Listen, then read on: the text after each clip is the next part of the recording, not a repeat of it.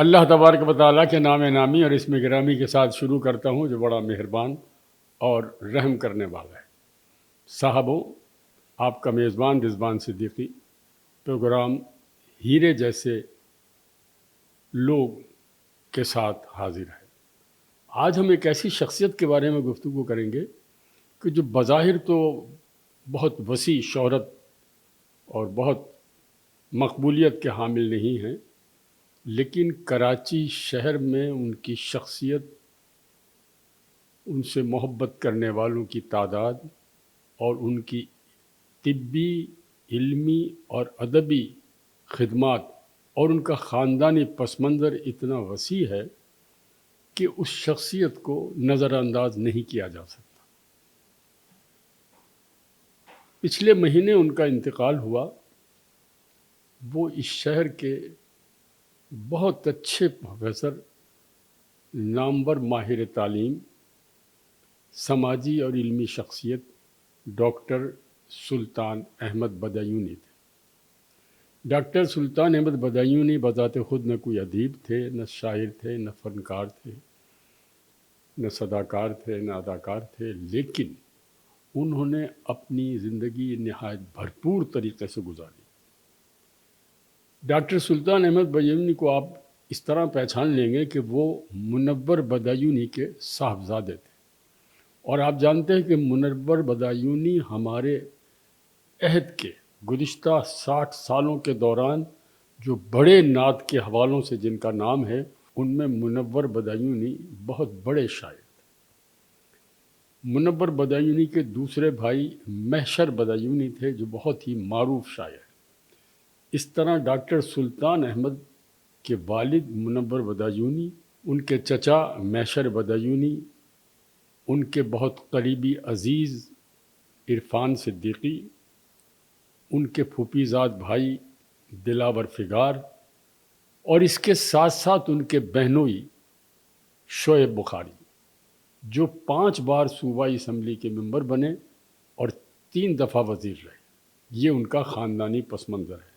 اب دلچسپ بات یہ ہے کہ ایک طرف ان کے والد نعت کے حوالے سے بہت بڑے شاعر، اور ان کے سسر پروفیسر ممتاز حسین خود اپنی ذات میں ایک بڑی انجمن، یوں سمجھ لیجئے کہ مارکسی تنقید میں جتنا کام اور جتنا معتبر کام پروفیسر ممتاز حسین صاحب کا ہے، کسی کا نہیں۔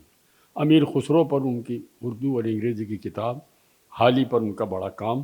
تو یوں سوچیے کہ ان کے والد منور بدایونی اور ان کے سسر پروفیسر ممتاز حسین، جبکہ ان کی اہلیہ ڈاکٹر ناہید سلطان معروف سرجن، یہ ان کا پس منظر ہے۔ ڈاکٹر سلطان 1957 میں پاکستان آئے اپنے والد صاحب کے ساتھ۔ میڈیکل کالج سے انہوں نے MBBS کیا، مختلف اداروں میں کچھ عرصے کام کیا۔ اس کے بعد وہ محکمہ سندھ، حکومت سندھ ڈا میڈیکل کالج سے وابستہ ہو گئے۔ انہوں نے کم و بیش کوئی 40 سال پڑھایا۔ چاند کا میڈیکل کالج لاڑکانہ میں بھی 3 برس رہے۔ ایک طرف ان کا شعبہ تعلیم اور وہ بھی طبی تعلیم، اور دوسری طرف ورثے میں ان کو ادب سے، جو شعریت سے جو محبت ملی تھی، وہ بڑی کمال کی تھی۔ حالانکہ انہوں نے خود شعر نہیں کہے، لیکن وہ ہمارے شہر کے بڑے مخیر، بڑی محبت کرنے والے، بہت لوگوں کی مدارات کرنے والی شخصیت تھے۔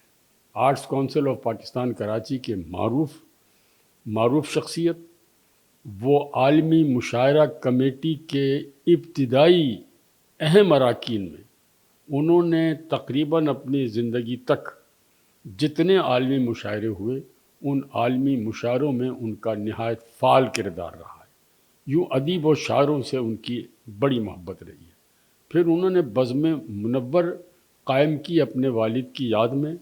ان کا کمال یہ ہے کہ انہوں نے ذاتی خرچے پر اپنے والد کی کتاب کلیات منور بدایونی شائع کرائی۔ انہوں نے اپنے چچا محشر بدایونی کی کتاب شائع کرائی۔ انہوں نے دلاور فگار کی شاعری کی کلیات شائع کی، اور انہوں نے بھارت کے اس وقت ہندوستان میں جدید غزل کے حوالے سے عرفان صدیقی سے بڑا نام کوئی نہیں۔ ڈاکٹر سلطان احمد نے عرفان صدیقی صاحب کی شعری مجموعہ بھی شائع کروایا۔ اس سے آپ اندازہ لگا لیجئے کہ وہ زندگی کے کتنے جہد میں کام کرتے تھے۔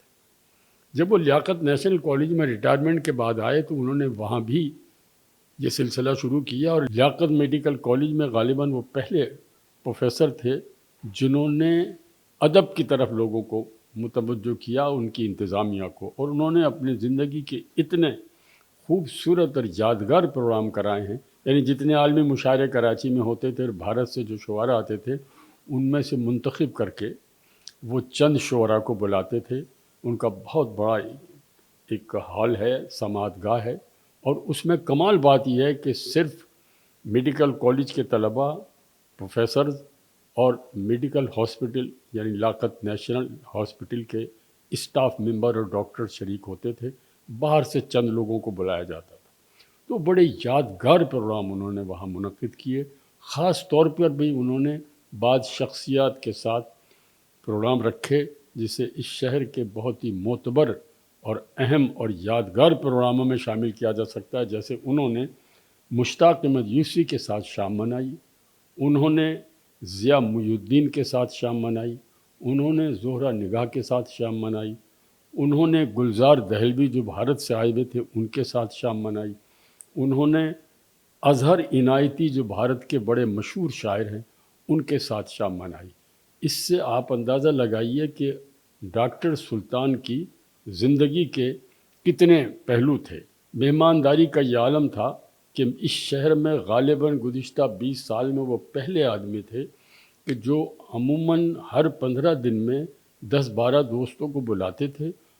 10-12 دوستوں کو بلانے والے تو بہت لوگ ہیں، لیکن ان 10-12 دوستوں میں جو باقاعدگی سے شرکت کرتے تھے وہ مشتاق یوسف صاحب آ جاتے تھے، اقبال پیرزادہ صاحب آ جاتے تھے، زہرہ آپا یعنی زہرہ نگاہ تشریف لے آتی تھی، انور مقصود کبھی کبھی آ جاتے تھے۔ تو وہ بہت کمال کے آدمی تھے۔ ان کی عظمت کا اندازہ اس لیے لگائیے کہ ان کے بہنوئی شعیب بخاری جو MQM کے بہت متحرک اور فعال وزیر اور پارلیمنٹین تھے، ان کے رشتے کے حوالے سے زندگی میں انہوں نے کبھی کسی کو نہیں بتایا۔ میں شعیب بخاری صاحب کے بارے میں عرض کروں کہ انہیں طبعاً زود رنج تھے، اولاد سے محروم تھے۔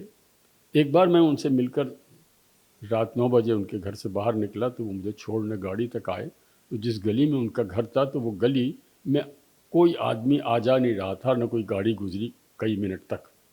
تو میں نے پوچھا ڈاکٹر سلطان کہاں رہتے ہیں آپ؟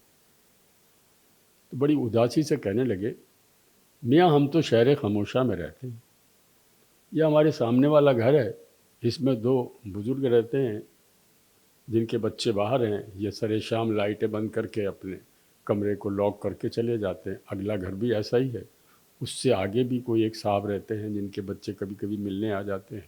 ان کے برابر میں ان کے ایک عزیز کا مکان تھا، وہ بھی اولاد سے محروم تھے۔ ان کی بہن بھی جو تھی وہ ڈاکٹر شمیم فاطمہ بخاری، وہ لاولد رہیں۔ تو انہیں لیکن روزمرہ کی زندگی میں انہوں نے کبھی نہیں کہا، کبھی اس کا احساس بھی نہیں ہونے دیا کہ انہیں اولاد کی کمی کا احساس ہے۔ لیکن حقیقت یہ ہے کہ جیسے جیسے عمر ان کی بڑھ رہی تھی وہ تنہائی کا ان میں احساس بڑھتا جا رہا تھا۔ اس تنہائی کے احساس کو ختم کرنے کے لیے وہ محفل آرائی کرتے تھے، مختلف کلبس کے ممبر تھے، اپنے دوستوں کو بلاتے تھے اور ان کے ساتھ شام کھانے پر کہیں ان کو لے جاتے۔ پاکستان سے باہر سے اگر کوئی ادیب شاعر آتا تو وہ ان کے اعزاز میں تقریب کرتے۔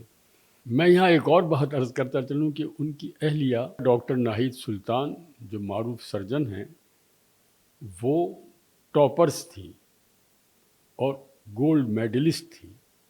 تو ایک طرف جیسا میں نے پہلے عرض کیا کہ نہایت ترقی پسند لیفٹ کے آدمی پروفیسر ممتاز حسین ان کے سسر، اور دوسری طرف جناب منور بدایونی نعت کے حوالے سے، غزل کے حوالے سے نہایت معتبر شاعر، ان کے درمیان ڈاکٹر سلطان نے اپنی زندگی گزاری۔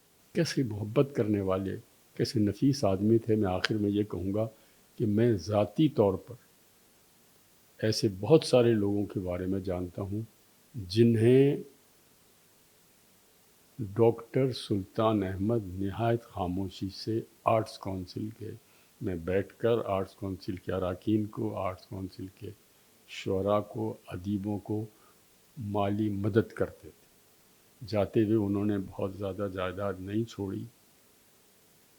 ہمارے شہر کا ایک بہت روشن چہرہ تھا، دیانتدار اور ایماندار، وہ پچھلے ماہ غروب ہو گیا۔ میری دعا ہے اللہ تبارک و تعالی ڈاکٹر سلطان احمد کے درجات بلند فرمائے۔ صاحبوں، اپنے میزبان رضوان صدیقی کو اجازت دیجیے۔ اللہ حافظ۔